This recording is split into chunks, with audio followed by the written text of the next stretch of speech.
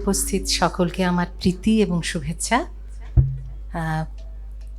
বেশ কিছুদিন আগে এই আমন্ত্রণ আমি পেয়েছিলাম, কিন্তু এর মধ্যে আপনারা সকলেই জানেন যে আমরা একটা সংক্ষুব্ধ বিক্ষুব্ধ তাণ্ডবের মধ্যে দিয়ে গেছি, কিন্তু আমরা সবাই ফিরে দাঁড়িয়েছি এবং আজকের এই আয়োজনটি যে আবার হতে পারলো তার জন্যে এবং আমাকে আমন্ত্রণ জানাবার জন্যে আমি প্রথম আলোর আয়োজক সকলকে কৃতজ্ঞতা জানাই। গানের মাঝখানে বেশি কথা বলার অভ্যেস আমার তত নেই, তবু ছোট ছোট করে যদি কিছু বলতে পারি চেষ্টা করি।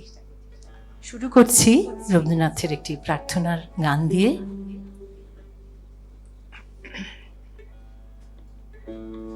সেটি রবীন্দ্রনাথ রচনা করেছিলেন তার 49 বছর বয়সে। যদিও ঝম্পক তালে মিশ্র ঝিঁঝিটে নিবদ্ধ, কিন্তু মুক্ত ছন্দে গাইবার চলটাই আছে, তা আমি মুক্ত ছন্দেই গাইব। জীবনের ঈশ্বর, যিনি সকল ঐশ্বর্যের আধার, আমাদের সবচেয়ে আপন সবচেয়ে প্রিয়জন, একান্ত প্রার্থনা এই যেন তাকে সবসময় ভালোবাসি, তিনি যেন আমার সব আশার কেন্দ্র হন। যখন যে অবস্থায় থাকি তার আকর্ষণের চেয়ে যেন অন্য কোনো আকর্ষণ বড় হয়ে না ওঠে।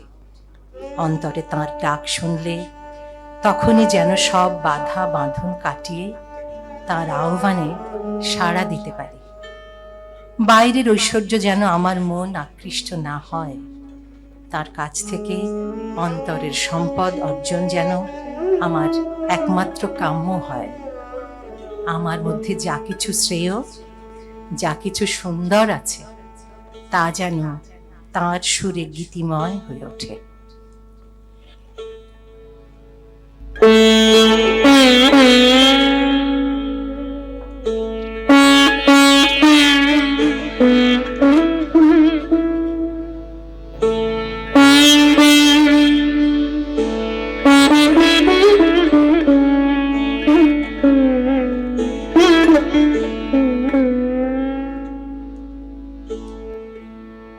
ধায় যেন মোর সকল ভালোবাসা, প্রভু তোমার পানে,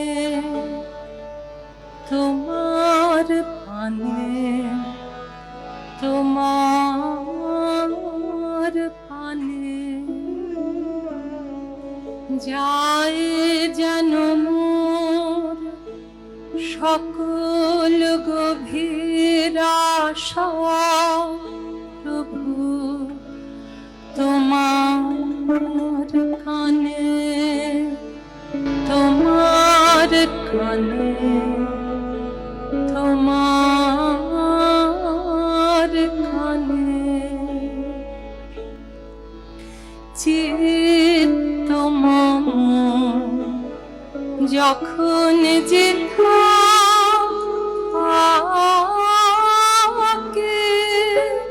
সারা যেন দেয় সে তব ডাকে।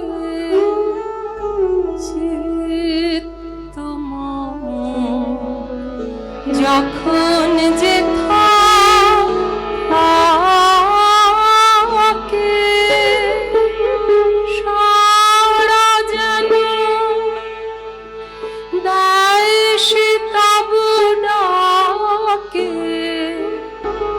যত বাঁধন সব টুটে গো জানো, প্রভু তোমার টানে, তোমার টানে, তোমার টানে। ধায় যেন মোর সকল ভালোবাসা,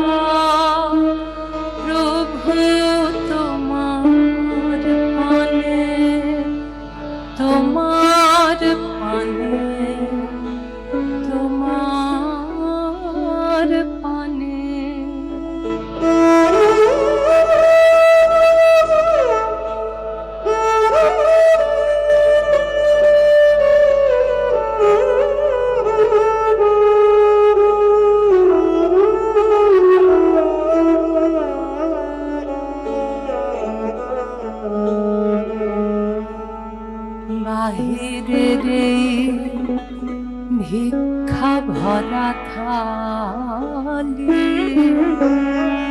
এবার যেন নিঃশেষে হয় খালি অন্তর মোর গোপনে যায় ভরে প্রভু তোমার দানে তোমার দানে তোমার দানে হে বন্ধু মোর হে অন্তর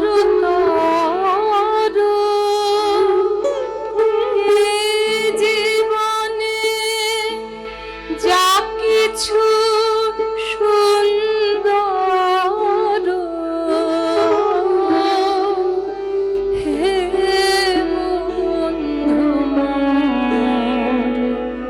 হে অন্তর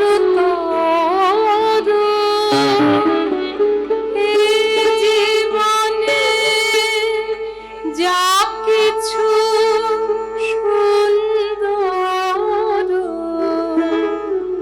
সকলি আজ বেজে উঠুক সুরে প্রভু তোমার গানে তোমার গানে তোমার গানে ধার যেন সকল ভালোবাসা প্রভু তোমার পানে তোমার পানে তোমার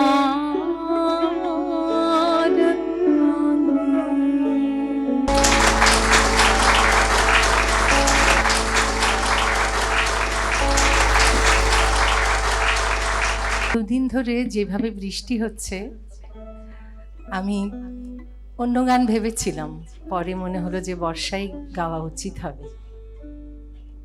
রবীন্দ্রনাথের যখন ৭৮ বছর বয়স, সেই সময়ে শান্তিনিকেতনে বর্ষা মঙ্গলের জন্য মহড়া চলছে। তো ছেলেমেয়েরা নতুন গান তুলতে চায়, পুরনো গান গাইতে চাইছে না। তো সঙ্গীতাচার্য শৈলজা রঞ্জন মজুমদার গিয়ে বললেন, গুরুদেব ছেলেমেয়েরা তো নতুন গান তুলতে চাইছে, শিখতে চাইছে। তো উনি চুপ করে থাকলেন যে আমাকে এসব বলো না। কিন্তু ঠিক তার পরদিনই উনি প্রথমে লিখলেন ওগো সাঁওতালি ছেলে, এবং দ্বিতীয় গান তারপর দিন বাদলদিনের প্রথম কদম ফুল। এবং এরকম করে ফরমায়েশ করে প্রায় ৬খানা নতুন গান তৈরি হয়ে গেল। তো আজকের দিনে আমি গাইব বাদলদিনের প্রথম কদম ফুল।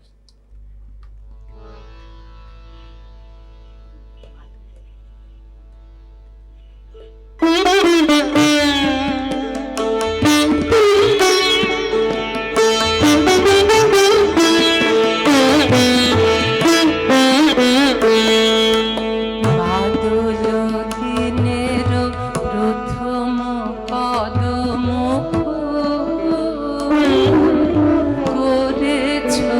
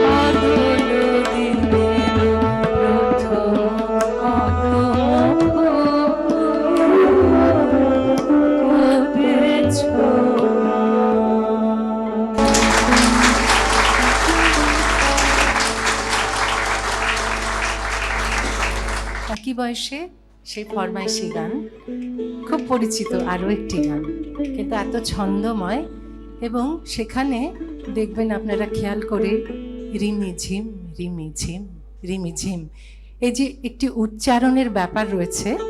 গানটা গাইতে গাইতে আমি যার কাছে শিখেছি, আপনারা তারা সকলেই জানেন, শ্রদ্ধেয় ওয়াহিদুল হক, বিশেষভাবে যত্ন দিয়ে করতে বলতেন। রিমিঝিম বলবার সময় যেন ছন্দটা ফুটে ওঠে। আমি চেষ্টা করছি।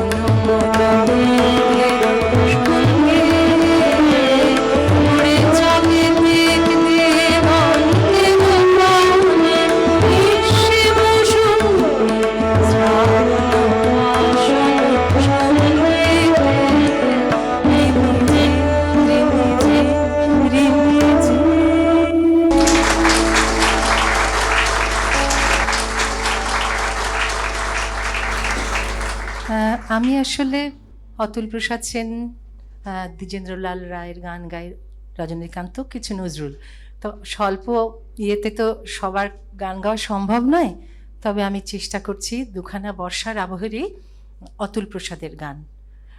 প্রথমটা একেবারেই বিরহ, আপনারা খেয়াল করবেন, অন্ধকারে ঝড়, কারো আসার অপেক্ষায় আছে প্রিয়া, সেইটা। এবং আরেকটি কাজরি, যেটা শুনে মনে হবে খুব চেনা সুর, কিন্তু খুব গাওয়া হয় না, এমন একটি গান, যেটা কাজরি, মানে সেটা বর্ষাকালে গাওয়া হয় কাহার বাতালে। তা আমি প্রথমে গাইছি কে গো গাহিলে পথে।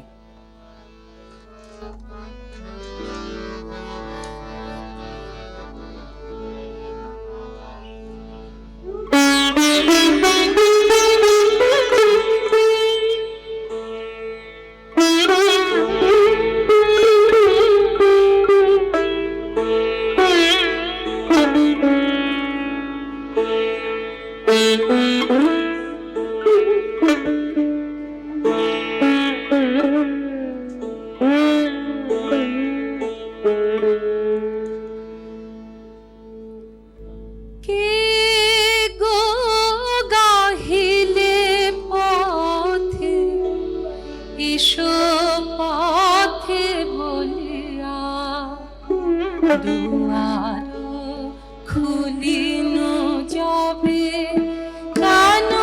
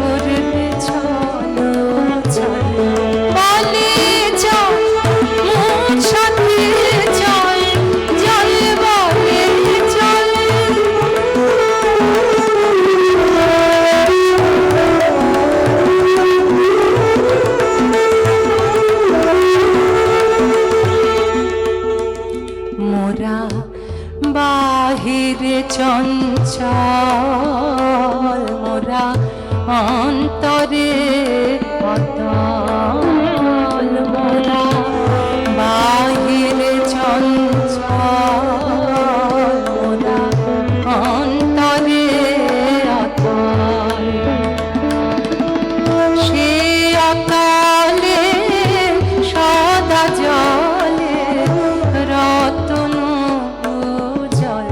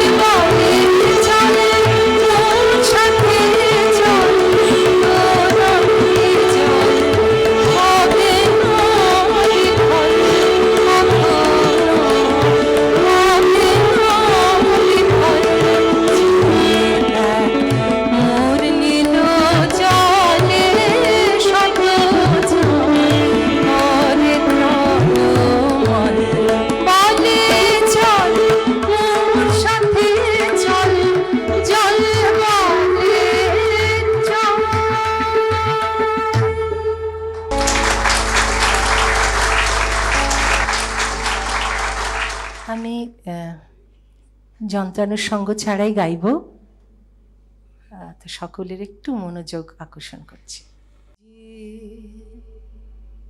ঝড়ের রাতে তোমার অভিসার পরাণ সখা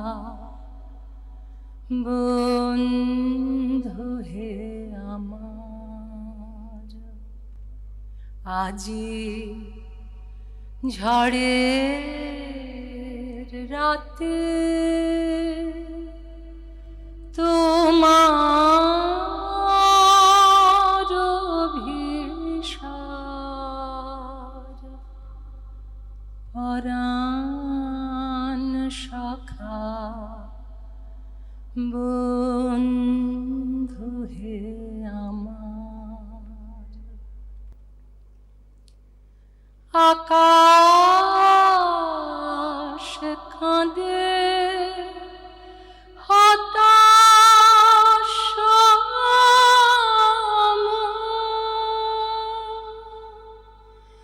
নাই যে ঘুম নয়নে মম,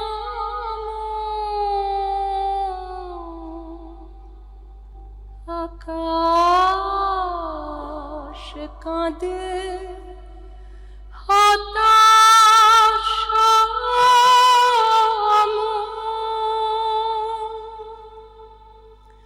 নাই যে ঘুম নয়নে মম, দুয়ার খুলি হে প্রিয়তম, চাই যে বারবার পরাণ সখা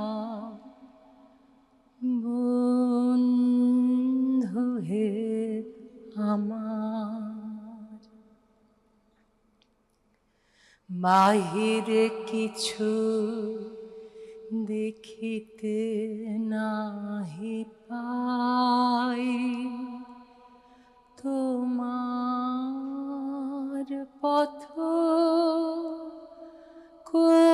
কোথায় ভাবি তাই,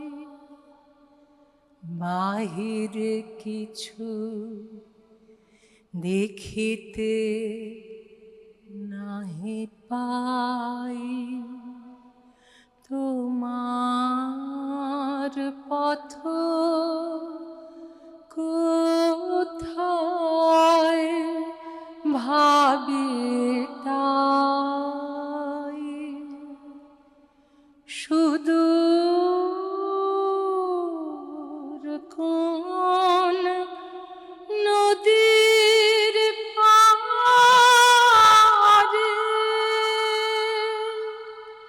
গহন কোন বনের ধারে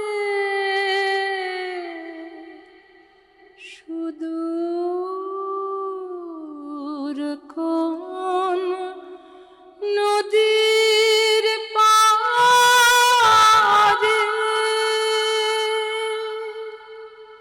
গহন কোন বনের ধারে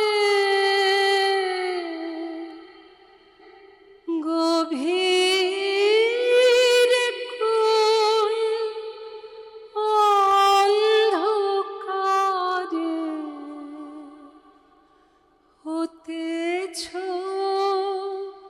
তুমি পার পরাণ শাখা বন্ধু হে আমার আজি ঝড়ের রাতে তোমার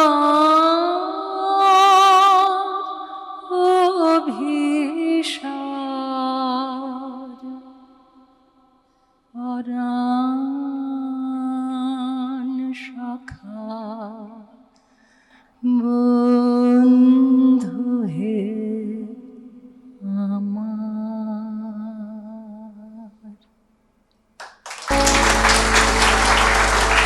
সবাইকে অনেক ধন্যবাদ।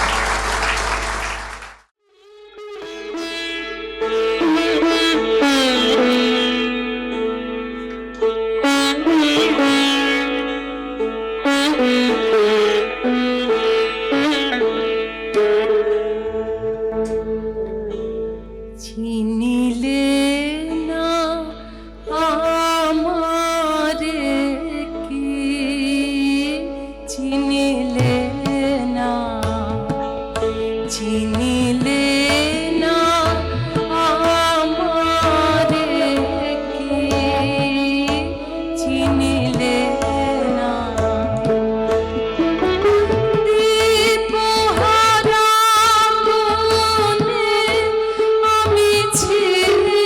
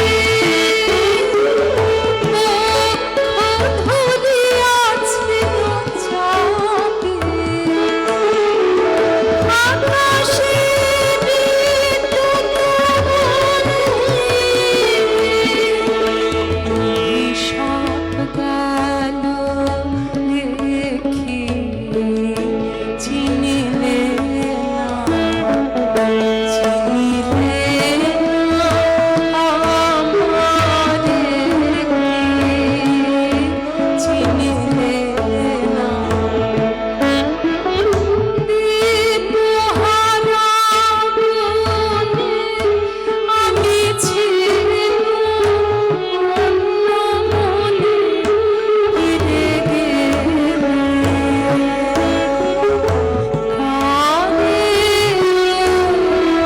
কানে দেখি চিনিলে না, চিনিলে না আমারে